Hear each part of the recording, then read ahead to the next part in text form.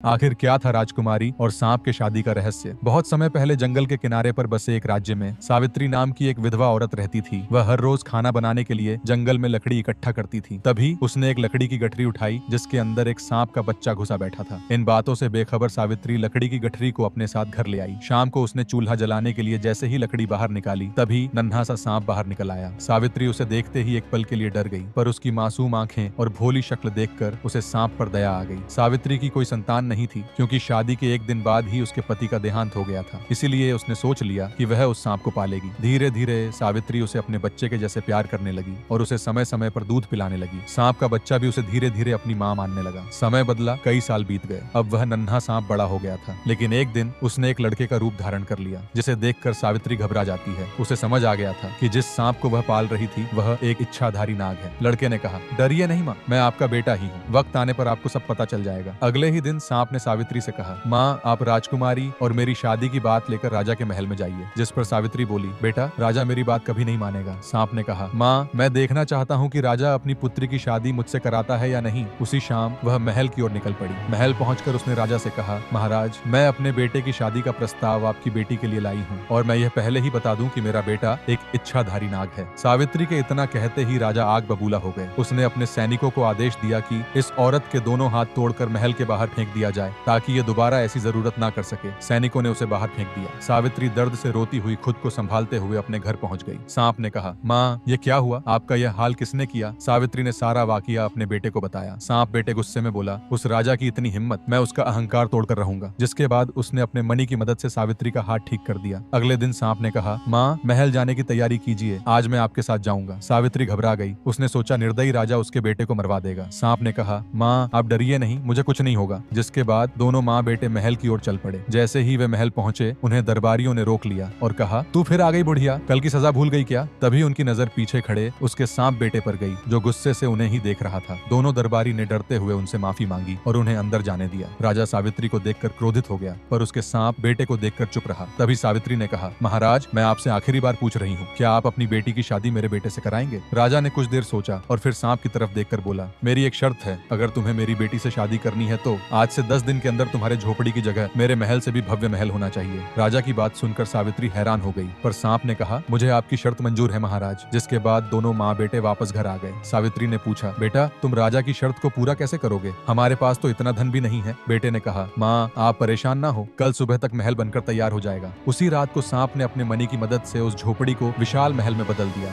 और उसके चारों ओर कई सैनिक रखवाली करने लगे। अगली सुबह राजा दरबार में बैठे थे। तभी एक सैनिक भागते हुए आया और बोला, महाराज, बाहर चलकर देखिए, गजब हो गया है। राजा भागता हुआ बाहर आया। उसके ठीक सामने एक सुंदर सा महल था जिसे देखकर राजा अचंभित रह गए। उन्हें अपनी आंखों पर विश्वास नहीं हो रहा था। तभी रानी भी वहां आ गई, जिसे देखकर राजा रोने लगे और सारा वाकया अपनी पत्नी को बताया कि किस तरह उसने सावित्री और उसके सांप बेटे से शर्त लगाया था, जिसे सुनकर रानी भी रोने लगी। इधर दूसरी ओर सांप शादी करने के लिए घोड़े पर बैठकर निकल पड़ा। राजा ने शर्त के मुताबिक उसकी शादी अपनी पुत्री से करवा दी और राजकुमारी भी बिना चेहरा देखे उसके साथ उसके महल आ जाती है। रात को जब सांप अपनी पत्नी को देखने के लिए कमरे में आता है तो राजकुमारी उसके शरीर को देखकर डर गई, लेकिन तभी एक तेज रोशनी हुई और सांप एक बेहद खूबसूरत नौजवान बन गया, जिसे देखकर राजकुमारी हैरान रह गई। लड़के ने कहा, डरो नहीं राजकुमारी, मैं तुम्हें नुकसान नहीं पहुंचाऊंगा। अभी जो तुमने देखा, मैं रात को मनुष्य का रूप धारण कर सकता हूँ, यह किसी को मत बताना। राजकुमारी ने घबराते हुए कहा, तुम कौन हो और यह बात किसी को पता चल गई तो क्या होगा? लड़के ने कहा, मेरा नाम यश है और मुझे श्राप मिला है कि अगर मेरी पत्नी ने किसी को मेरी सच्चाई बता दी तो मुझे दुनिया के किसी ऐसे जगह पर कैद कर दिया जाएगा जहाँ इंसानों का जाना नामुमकिन है। राजकुमारी ने सहमति के साथ कहा, ठीक है स्वामी, मैं ये बात किसी से नहीं कहूंगी। दूसरी तरफ राजा अपनी बेटी की चिंता में डूबा था। वह सोच रहा था, मेरी बेटी किस हाल में होगी, कहीं उस सांप ने मेरी बेटी को नुकसान पहुंचाया हो तो। अगले दिन राजा खुद एक भिखारी का भेष धारण कर चुपचाप सांप के महल में घुस जाता है। राजा ने भीतर जाकर देखा तो उसकी बेटी बिल्कुल खुश और सुरक्षित थी। उसने सोचा भी नहीं था कि यह देखने को मिलेगा। जिसके बाद राजा अपने महल लौटकर सारी बात रानी को बताते हैं। कुछ ही दिनों बाद महल में राजभोज होने वाला था, जिससे राजा ने एक सैनिक को बुलाया और अपनी बेटी और सांप दामाद को आमंत्रित करने के लिए पत्र भेजा। यश ने राजकुमारी से कहा, पहले तुम अपने मायके जाओ, मैं राजभोज के दिन इंसानी रूप में वहाँ आ जाऊंगा। जिसके बाद राजकुमारी अपने महल आती है। रानी उसे देखते ही रोते हुए बोलती है, हमने तुम्हारे साथ बहुत गलत किया है बेटी। राजकुमारी ने कहा, माँ, मैं अपने पति के साथ बहुत ज्यादा खुश हूँ, आप लोग चिंता मत कीजिए, वह मेरा अच्छे से ख्याल रखते हैं। अगली शाम राजभोज शुरू हुआ। पूरे समारोह में खुशी का माहौल था और सांप भी अपना इंसानी रूप लेकर महल में पहुंचता है, जिसे देखकर सारे मेहमानों की आंखें फटी रह गईं। सारे लोग सोच में डूब गए कि यह नौजवान कौन है और कहां से आया है। तभी रानी अपनी बेटी के पास आई और बोली, देखो कितना सुंदर नौजवान है, काश दामाद जी भी इनके जैसे सुंदर होते। रानी की बात सुनकर राजकुमारी क्रोधित हो गई। उसने कहा, माँ, आप मेरे पति की बदसूरती का मजाक बनाना बंद कीजिए। आप जिस नौजवान को देख रहे हैं वह कोई और नहीं, मेरे पति हैं। राजकुमारी के इतना कहते ही अचानक यश वहां से गायब हो गया, क्योंकि राजकुमारी भूल गई थी कि यश ने उसे राजभोज में आने से पहले बताया था कि उसकी सच्चाई किसी को पता न चले। यश के गायब होते ही राजकुमारी उसे पागलों की तरह ढूंढने लगी, पर यश का कहीं पता नहीं चला, जिससे राजकुमारी फुट फुट कर रोने लगी। राजा ने कहा, बेटी मुझे बताओ आखिर क्या हुआ है तुम्हें। राजकुमारी ने कहा, मैंने माँ को अपने पति की सच्चाई बता दी कि वह रात में इंसान का रूप धारण कर सकते हैं, जिसके कारण मेरे पति मुझे छोड़कर हमेशा के लिए चले गए। अब वह कभी नहीं आएंगे। रानी ने कहा, मुझे माफ कर दे बेटी, यह सब मेरी गलती है। तभी राजकुमारी बोली, मैं अपने पति को ढूंढ कर रहूंगी, चाहे मुझे कितनी भी मुसीबतों का सामना करना पड़े। जिसके बाद राजकुमारी उन्हें ढूंढने के लिए निकल पड़ी। वह जंगल में पागलों की तरह भूखी प्यासी भटकती रही, पर यश का कहीं पता नहीं चला। राजकुमारी थकी हारी एक साधु के कुटिया के सामने बेहोश हो गई। साधु ने उसे अपनी कुटिया में ले जाकर होश में लाया। उसने कहा, बेटी तुम कौन हो और इस वीरान जंगल में अकेली क्या कर रही हो। राजकुमारी ने रोते हुए कहा, बाबा, मैं पड़ोसी देश की राजकुमारी हूँ और इस जंगल में अपने पति को ढूंढ रही हूँ, जो किसी अज्ञात जगह पर कैद हो गए हैं। साधु ने कहा, बेटी मुझे विस्तार से बताओ, आखिर तुम्हारे साथ हुआ क्या है। राजकुमारी ने शुरू से अंत तक सारी बात साधु को बता दी, जिस पर साधु बोले, बेटी तुम्हारे पति के बारे में सिर्फ समुद्र की सुनहरी जलपरी ही बता सकती है, पर वहाँ तक पहुँचना आसान नहीं है। तुम्हें एक राक्षस से बचकर उस जलपरी तक पहुँचना होगा। राजकुमारी ने कहा, बाबा, मैं अपने पति को ढूंढने के लिए कोई भी खतरा उठा लूंगी। जिसके बाद साधु ने उसे कुछ फल और एक जादुई माला दी और फिर राजकुमारी सफर के लिए निकल पड़ी। चलते चलते वह एक मायावी सूखे जंगल में पहुंच गई, जहां उसे एक खरगोश मिला जो भूख से तड़प रहा था। राजकुमारी ने उसे एक फल दिया, जिसे खाकर खरगोश बोला, शुक्रिया राजकुमारी, तुमने मेरी जान बचा ली, पर तुम इस खूंखार जंगल में क्या कर रही हो। लेकिन तभी वहां पर राक्षस आ जाता है, जिसे देखकर राजकुमारी घबरा जाती है और खरगोश वहां से भाग जाता है। पर राक्षस राजकुमारी को पकड़कर अपने गुफा में कैद कर देता है। लेकिन उसी रात वह खरगोश गुफा में घुसकर राजकुमारी को आजाद कर देता है और दोनों राक्षस से बचकर निकल जाते हैं। जिसके बाद राजकुमारी और खरगोश जंगल में भटकते हुए समुद्र के पास पहुंच गए। राजकुमारी ने रोते हुए हाथ जोड़कर जलपरी को बुलाया। जलपरी आई और बोली, कौन हो तुम और मुझसे क्या काम है। राजकुमारी बोली, हे जल की रानी, मैं अपने सांप पति को ढूंढ रही हूँ, जो अचानक कहीं गायब हो गए हैं। कृपया आप मुझे उनका पता बता दें, वरना मैं अपने प्राण यहीं त्याग दूंगी। जिसे सुनकर जलपरी मुस्कुराते हुए बोली, चिंता मत करो राजकुमारी, तुम्हारे पति बिल्कुल सही सलामत हैं, पर वह समुद्र पार के दूसरे द्वीप पर एक खूंखार डायन के कब्जे में है, जो उसकी आत्मा को अपना गुलाम बनाना चाहती है। राजकुमारी बोली, वो डायन चाहे जितनी भी खतरनाक क्यों न हो, मैं उसे हराकर अपने पति को सही सलामत लेकर आऊंगी। बस आपसे एक आखिरी विनती है कि मुझे समुद्र पार उस द्वीप तक पहुंचा दे। जलपरी ने कहा, मैं तुम्हें वहां तक पहुंचा तो दूंगी, पर तुम्हें वहां पर अपनी चालाकियों का पूरा इस्तेमाल करना होगा। जिसके बाद जलपरी एक नाव का रूप धारण करती है और राजकुमारी को अपने ऊपर बिठाए हुए कुछ ही घंटों में द्वीप तक पहुंचा देती है। राजकुमारी और खरगोश ने जलपरी का शुक्रिया अदा किया और जंगल के गहरे हिस्से की ओर चल पड़े। चलते चलते वह थककर एक पेड़ के नीचे बैठ गए, लेकिन तभी अचानक उनके सामने एक डायन प्रकट होती है, जिसे देखकर राजकुमारी डर जाती है। डायन ने कहा, तुमने मेरे जंगल में आने की जरूरत कैसे की, इसकी सजा तुम्हें भुगतनी होगी। और फिर डायन राजकुमारी को पकड़कर अपने गुफा में ले आती है। तभी राजकुमारी की नजर गुफा में रखे पिंजरे की तरफ जाती है, जिसमें उसका सांप पति कैद था। यश ने भी अपनी पत्नी को देखकर पहचान लिया और फिर डायन के बाहर जाते ही राजकुमारी ने अपने पति को आजाद किया और गले लगकर रोने लगे। लेकिन डायन ने छुपकर उन्हें देख लिया था और सोचा, मुझे पहले से पता था कि ये दोनों पति पत्नी हैं। जब शाम में डायन अपने गुफा में लौटी तो उसने राजकुमारी और उसके पति को पेट भर खाना खिलाया, ताकि वह दोनों को बाद में मजे से खा सके। अगले दिन डायन शिकार पर जाने से पहले राजकुमारी से कहती है, मेरे लौटने के बाद मुझे बर्तन भर के इंसानी खून चाहिए, वरना तुम्हारे खरगोश दोस्त का अंजाम बहुत बुरा होगा। इतना कहकर वह वहां से चली गई। डायन की बात सुनकर राजकुमारी चिंतित हो गई। उसने अपने हाथ काट लिए और खून से बर्तन भरने की कोशिश करने लगी। तभी वहां पर उसका सांप पति आ गया और बोला, यह तुम क्या कर रही हो। राजकुमारी बोली, स्वामी, डायन ने मुझे चेतावनी दी है कि अगर मैंने शाम तक बर्तन भर के इंसानी खून उसे नहीं दिया तो वह मेरे खरगोश दोस्त को मार देगी। यश ने थोड़ी देर सोचा और बोला, मेरी प्रिय पत्नी, तुम अपने हाथ के खून को रोको, मैं कुछ करता हूँ। जिसके बाद सांप जंगल की ओर गया और एक हिरण का शिकार कर ले आया और उसके खून से बर्तन को भर दिया। तभी डायन भी वहां आ गई और बोली, मेरा खून से भरा बर्तन कहाँ है। राजकुमारी बोली, बर्तन तैयार है, ये लीजिए। डायन ने खून पिया, पर उसे बिल्कुल भी शक नहीं हुआ कि यह खून किसी जानवर का है। रात को डायन गंभीर होकर सोचने लगी, आखिर यह लड़की इतना खून कहाँ से ले आई, जरूर इसमें इसकी और इसके सांप पति की साजिश है। अगली सुबह डायन ने राजकुमारी से फिर कहा, आज शाम तक मुझे इंसानी मांस चाहिए, वरना मैं तुम्हें खा जाऊंगी। जिसके बाद डायन वहां से चली जाती है, लेकिन सांप के दिमाग में एक और चालाकी तैयार थी। वह फिर जंगल गया और एक शेर का शिकार कर ले आया। दोनों ने मांस के छोटे छोटे टुकड़े किए और उसमें अपना खून मिला दिया। लेकिन डायन वहां नहीं थी, वह गुफा के बाहर खिड़की से छुपकर सब देख रही थी। डायन गुस्से में गुफा के अंदर आई और बोली, मुझे पहले से संदेह था कि तुम दोनों कुछ साजिश कर रहे हो, अब मैं तुम दोनों को खा जाऊंगी। जिसके बाद डायन ने राजकुमारी और यश को पिंजरे में कैद कर दिया और खुद उन्हें पकाने के लिए आग जलाने लगती है। तभी राजकुमारी बोली, स्वामी, इस डायन को कैसे हराया जाए, यह तो हमें मार डालेगी। यश ने कहा, मैंने कई बार सुना है कि डायन की शक्ति उसकी चोटी में होती है, अगर उसकी चोटी को काट दिया जाए तो वह मर जाएगी, पर हम इस पिंजरे से बाहर कैसे निकलें? तभी राजकुमारी को याद आया कि साधु बाबा ने उसे एक जादुई माला दी थी जिसका इस्तेमाल बुरे वक्त में करना था। राजकुमारी और यश ने उस माला का उपयोग किया और पिंजरे से बाहर निकल आए, पर डायन ने उन्हें देख लिया और राजकुमारी को पकड़ लिया। वह राजकुमारी को मारने वाली ही थी, तभी यश ने उसकी चोटी काट दी। डायन दर्द से चिल्लाने लगी और अचानक वहां से गायब हो गई और यश का श्राप भी टूट गया, जिसके बाद राजकुमारी और यश अपने राज्य लौट आए। ऐसी ही अमेजिंग स्टोरी देखने के लिए वीडियो को लाइक और आरटी टेल्स को सब्सक्राइब करें।